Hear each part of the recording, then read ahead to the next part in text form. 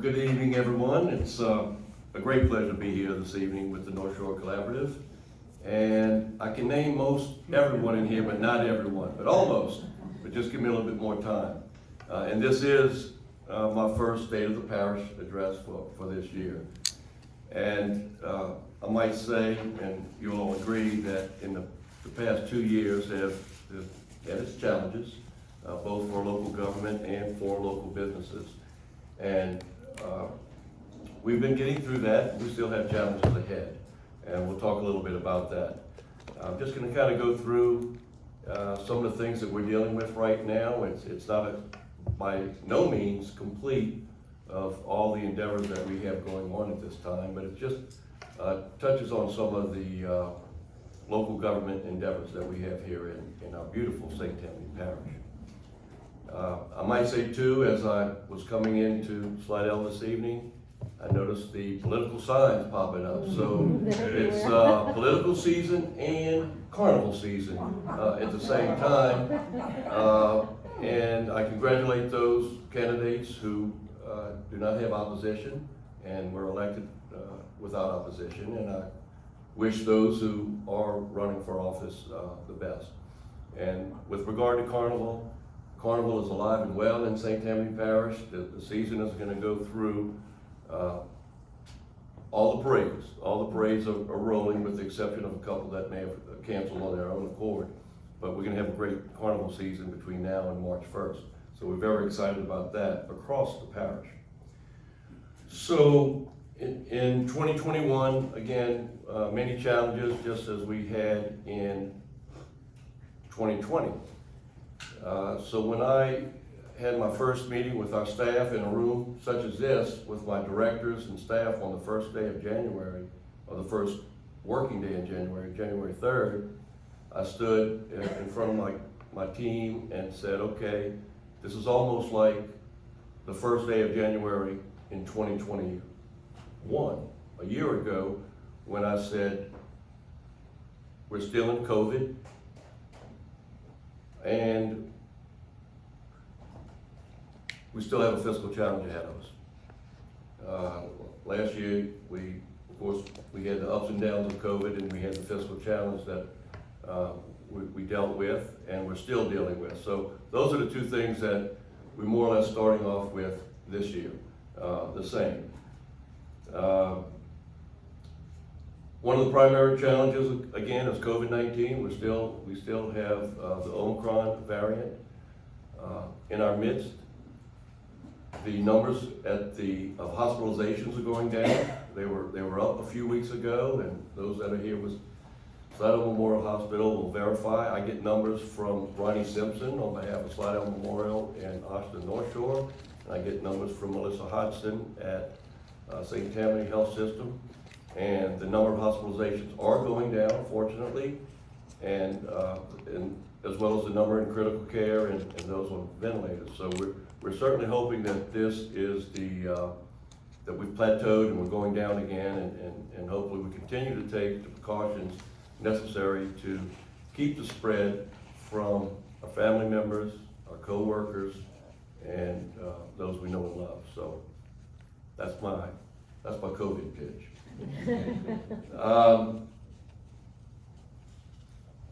So Hurricane Ida, that came upon us again on that day that went down in infamy in 2005, August 29th.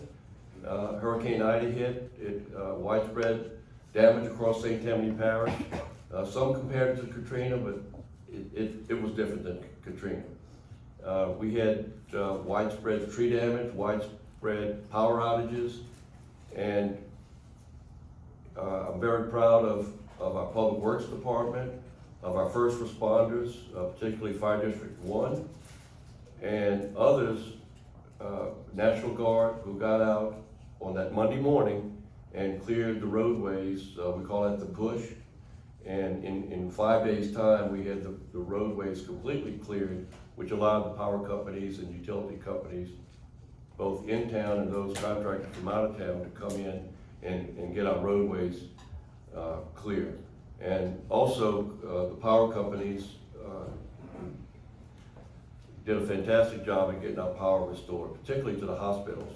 They have their method of getting power restored, and of course we always hear, you know, my neighbor got it across the street, next to me and behind me, where's my power? But you know, there's no rhyme or reason in our minds how it's done, but there's a rhyme and reason in how they do it and how the grids are set up. Mike, Randy Monsina has been very responsive over here. Great. Great to hear that. So we're very thankful to those. To date, we've picked up more than 2.6 million cubic yards of debris, and actually, it's about 26 football fields stacked 50 feet tall. That's what that represents. And in dollars, it's almost $30 million in fees to our contractors, the debris contractors and the monitors, of which in the first 45 days, 100% was covered by FEMA, and now through August 29th of this year, they extended it to 1 year. It'll be 90% paid for. So it's about $3 million, almost $3 million out of our coffers, which we had established a fee for that. So, and we made it a priority to get information out. We had 23 live updates, totaling more than 8 hours of updates, just at press conferences and media outlets, getting the word out to our citizens and how we're recovering and such. So we're very thankful to our citizens for their patience and understanding as we move through the debris pickup. I mentioned the fiscal challenge. We knew that we were going to have a challenge in 2021, and it remains today. Funding the criminal justice system, as we promoted all last year, is a responsibility of state government. Of parish government, not state government. And we went through almost a year-long effort in educating the public and putting a plan together to recover revenue that we had lost from the elections before I took office.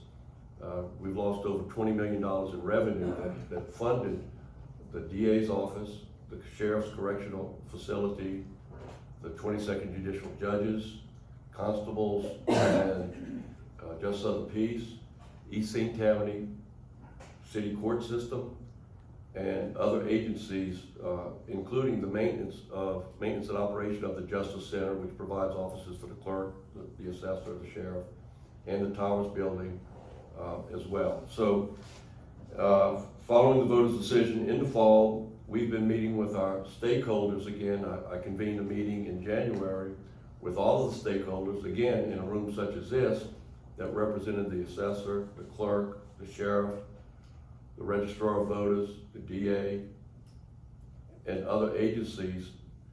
And the first question they asked me when I convened the meeting is, what is the answer? What is my solution?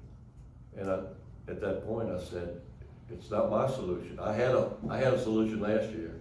Now we all have to come up with a solution. And we will be working to do that.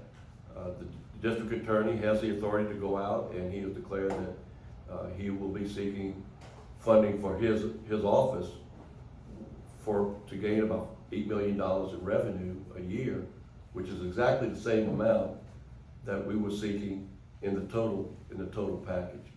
So, but we're all in this together, and we need to work together to do that.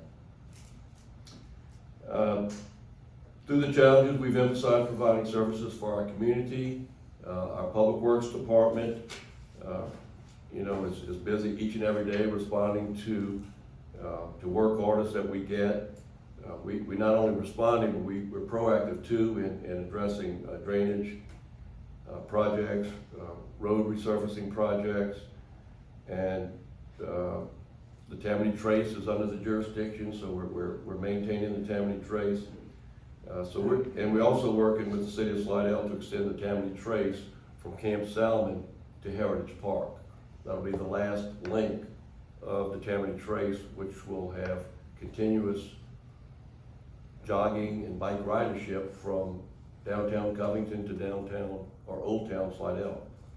So, we're working on that. We have major capital projects, bridges, roads, the Black River Bridge in Covington, the I-10 service road was recently completed, Railroad Avenue, West St. Tammany, and we have other projects that are in the design phase and will be happening soon. Again, this is just a small portion of what we're doing with regards to infrastructure projects. Infrastructure projects are funded with a 2-cent sales tax. You've heard us talk about the 2-cent sales tax. And sales tax revenue is actually going up. It's going up incredibly over the last 2 years.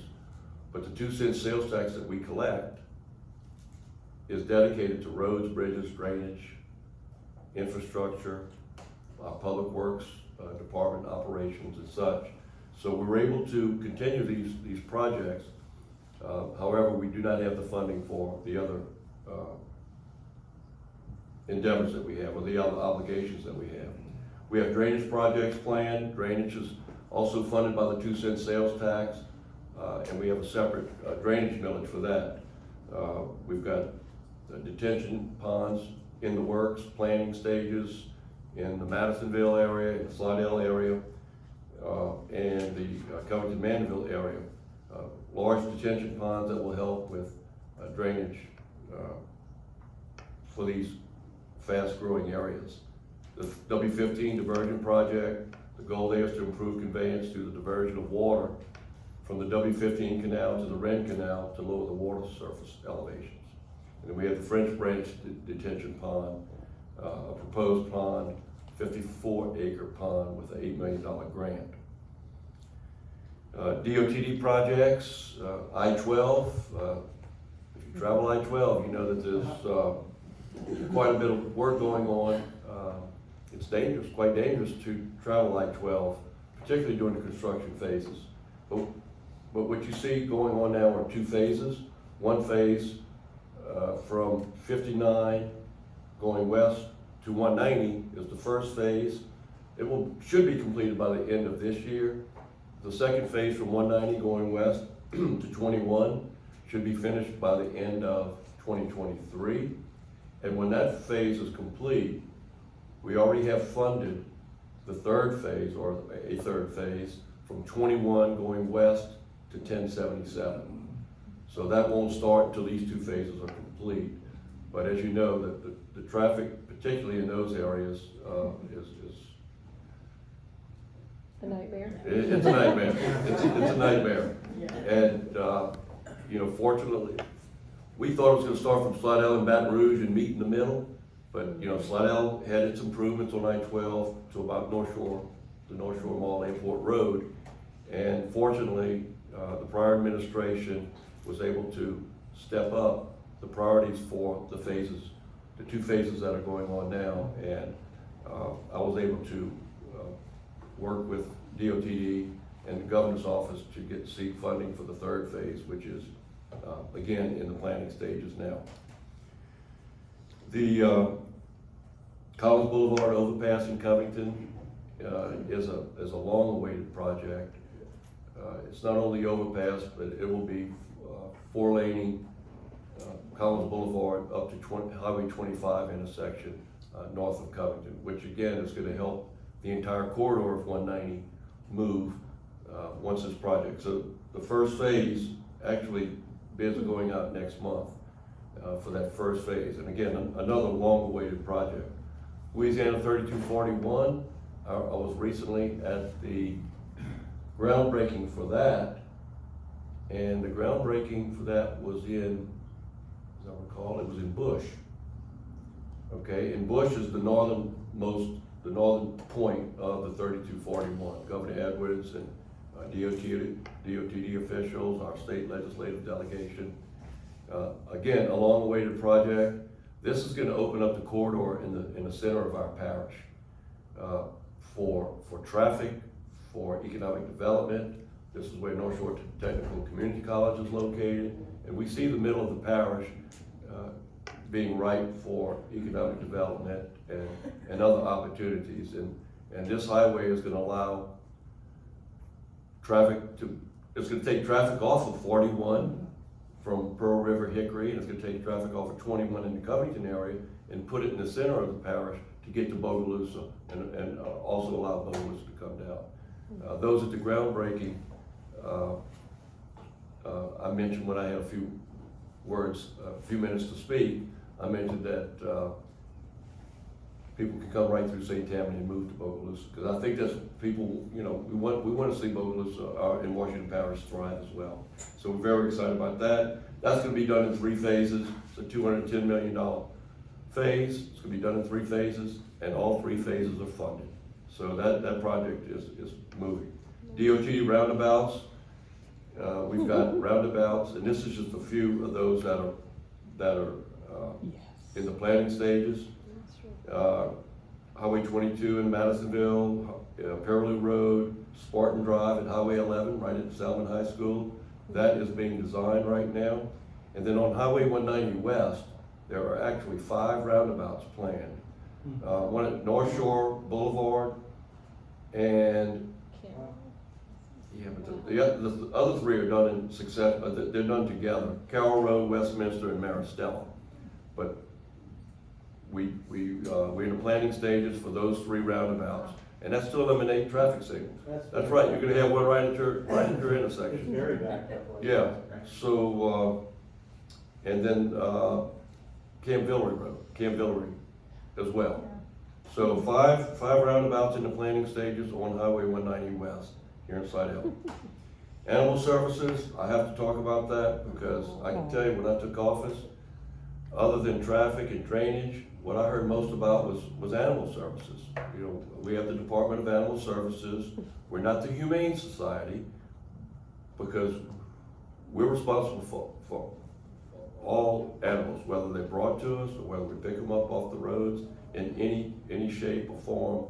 And we have really made a remarkable difference in our Animal Services Department, going from 45% live release rate to 50%, and the entire year last year we were at over 95% live release rate. That means 95% of the animals that are brought in are returned out to owners, to adoptees, to other states, particularly up north, where there's a lack of pets. So Rob Bremner has done a fantastic job in leading this department, and we've just made an outstanding difference. We've lowered the census and population and have raised the live release rate, and hired a full-time veterinarian, which we didn't have there before. So very proud of what we've been doing with animal services. We don't get any calls anymore. I can't tell you, that first year it was incredible, and it needed to be turned around. So we're very happy for the differences we made there. Department of Utilities. We established the Department of Utilities last year, and it's distinguished from Tammany Utilities. The Department of Utilities, actually the utility functions, was under the Department of Environmental Services. And Environmental Services has its own obligations and duties with regards to inspecting individual wastewater treatment plants and water wells and making sure requirements are met. But the utility department was under it. So through reorganization, we moved the utilities out, and it has a director and its own functions. So by doing so, it's allowed us a director to concentrate strictly on that.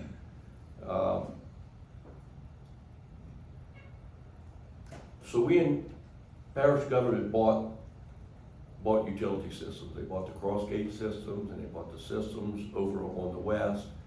And 20 years ago, 25 years ago, the parish was not in the utility business. It was all based on private utility companies. Crossgates was a private utility company that developed in order to develop the Crossgates neighborhoods and other neighborhoods. So we have those utility systems now, and we're making great strides to make improvements based on, putting money into the systems from our own budget, from our own utility budget. But we were recently awarded money through the ARP grant, or ARPA. It's a grant from the federal government to provide services for water and sewerage, for broadband, and for other social nonprofits and other organizations that we're going to have a grant program for. So for the Crossgate system, we're dedicating almost $24 million for the Crossgates water system. $7 million came from our own local funding out of the first $25 million that we received, and we received a grant from the state for $15 million. So together, leveraging that $7 million, we're able to fund improvements in Crossgates, which is going to include 2 water towers, a new water well, 6 miles of water line improvements. So we've got a big endeavor ahead of us to address the Crossgates water system. I'm not going to talk about the TV show last night that some people may have seen that was talking about the water system, but we're making great improvements on that, and I'm very proud of our workers and our certified operators that operate our systems. So, okay, getting back to the American Rescue Plan money, we were awarded $50 million, of which $25 million has already come into our coffers, and we've taken $14 million for water and sewer projects, $3.5 million for broadband, and $2.5 million for public health response, nonprofits, and to replenish negative economic impacts. So it's a great boost for our water and sewer systems and other. Actually, the broadband is going to be extended from the Slidell area in the northern part of the parish back to Covington, and it's going to be providing the main line with a private internet service provider, and we're going to be providing a grant toward the total cost of running broadband or internet service in the underserved areas in the northern part of the parish. Like, how long will it take those projects to come online? Well, we're just in the planning stages of it. We just was awarded the money. We're working on the grant with the broadband, so it's all going to take time, but there's light at the end of the tunnel, and there's hope at the end of the tunnel. Thank you, Bill. So, Safe Haven, you hear us talking about Safe Haven quite a bit. That's the old Southeast Louisiana Hospital in the Mandeville area off of 190. We've taken great strides in providing the life-saving services at our Safe Haven campus, particularly over the last 2 years. We opened up the Crisis Receiving Center, the first open door into the mental health assistance in St. Tammany Parish. We began construction on the Family Promise Daycare Center, and we acquired the Cardinal Cove, which will be used for veterans housing. We also have a $5 million grant to improve the infrastructure on that campus as well. It has aged infrastructure, so we're working on that as well. Is the Cardinal Cove in that area in Safe Haven campus? Yes, Excellent. yes it is. Excellent. Yes it is, yes it is. And Nice. we've got some other ideas too of how to fully utilize this campus. And our hospitals, many of our hospitals are showing interest in how they can partner and have a presence on the Safe Haven campus as well. So we're excited about that. We always want to find ways to better serve our citizens. Our grants department received 37 grant awards totaling $51 million last year. This goes towards the STRAP program, which is the rental assistance program, or home elevation program. They continue to work with our citizens to have services and grants for those in need. We're looking forward to 2022, aren't we? Yes, we're looking forward to 2022. Put those other years behind us. We continue to pursue funding to improve our community. Go Mesa funding stands for the Gulf of Mexico Energy Securities Act. The Go Mesa is federal money that comes into all the parishes that have coastal presence, because we're on Lake Pontchartrain, and we receive, right now it's about a little over $3 million a year. The number goes up every year. So in 2020, I bonded the revenue that was coming in, just as you would bond other revenue to do projects. We bonded the Go Mesa revenue, and we selected projects across Lake Pontchartrain, from Gust Island near Madisonville all the way to Slidell and even up the locks where we're doing projects with the Go Mesa money. So these are some of the projects. You'll see the locations there. Did you pop them up? There we go. We've got some funding. We're doing some work around the lighthouse in Madisonville, the Jafunta Lighthouse restoration area with bulkhead. Slidell Breakwater is one of the projects. It's aimed at protecting Eden Isles from storm surge and debris. That's in the design phase right now. And the Salt Bayou Marsh creation is a $1.2 million project to create and nourish wetlands in the frigid marsh near Salt Bayou. It's looking to create 250 to 400 acres of marsh. Okay, you've heard about our comprehensive plan. We're updating our comprehensive plan, one of our endeavors. This was something that was one of my high priorities, and we're updating that plan at this time. It's going through the community input process right now. The last plan was created at the end of in 1999, and the plan, of course, is aimed at how do we want our parish to look like in 20 years and beyond. The draft of the plan is finished. The future land use plan is online, and you could visit newdirections2040.com to get any and all information about our comprehensive plan. It's being facilitated by a consultant, and there's a steering committee made up of citizens appointed by the parish council as well as the parish president, and they've been working to help guide the process as well. So we're very excited about this plan. We also have other planning initiatives underway, the Unified Development Code rewrite. That's our development code, and too many times we hear that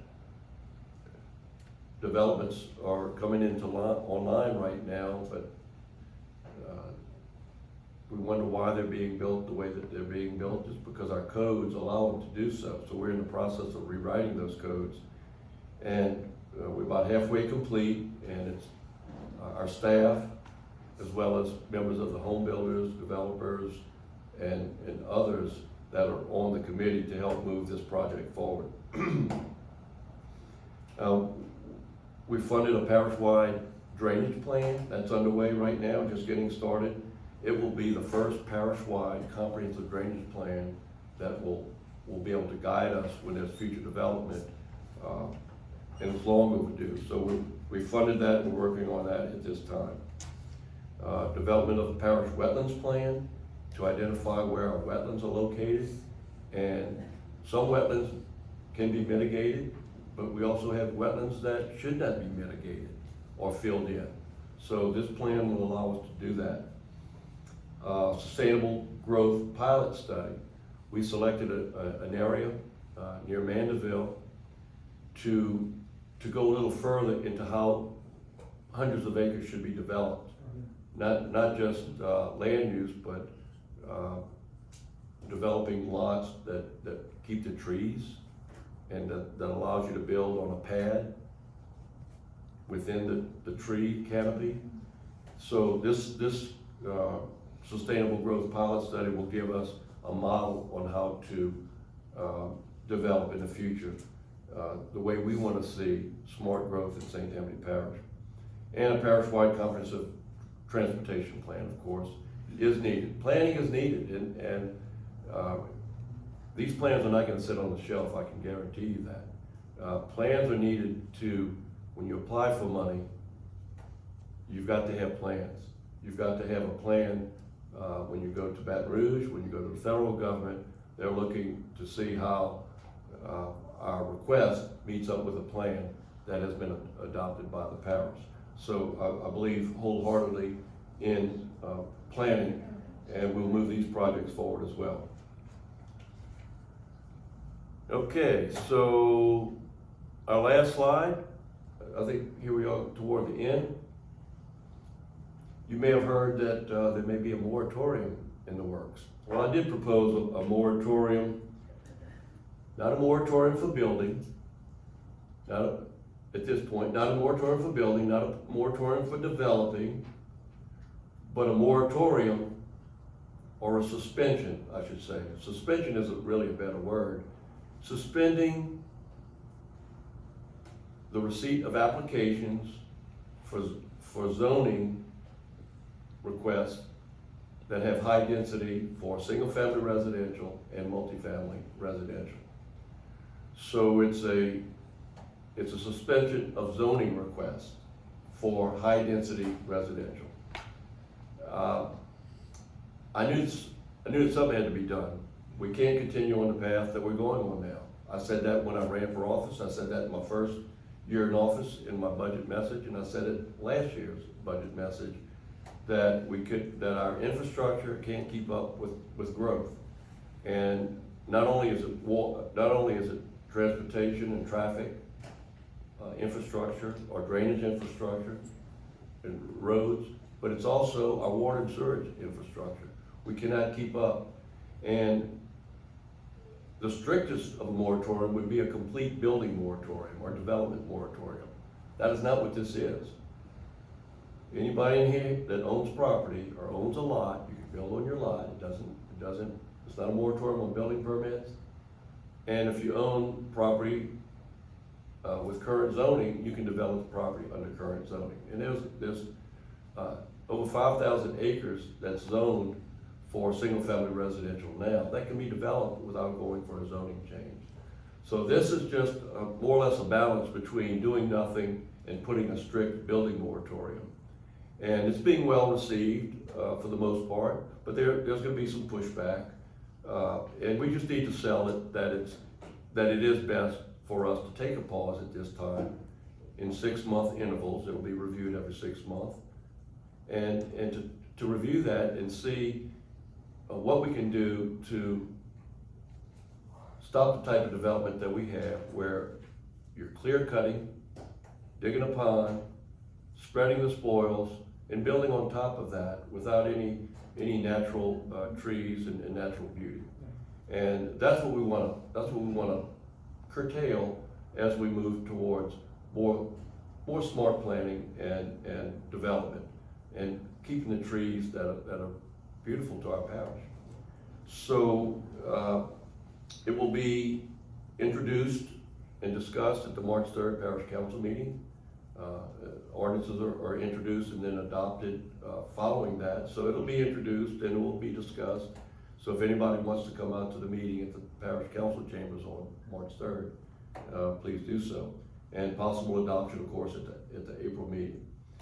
So these are some of the biggest issues that we have right now. And I know that there are many that I didn't even touch on, but I'm really happy to be here to give you this update. I want to thank Team Tammany. We call our own employees Team Tammany. They work hard each and every day to serve the public. I want to thank our healthcare workers, our essential personnel, first responders, law enforcement, fire, all educators, all those who have gone through so many difficult times as we go through the pandemic and all the other challenges that we're having. And lastly, I just want to say it's an honor to serve each and every one of you as your parish president. And I hope this has been informative, and I look forward to your Q&A. Thank you. Thank you.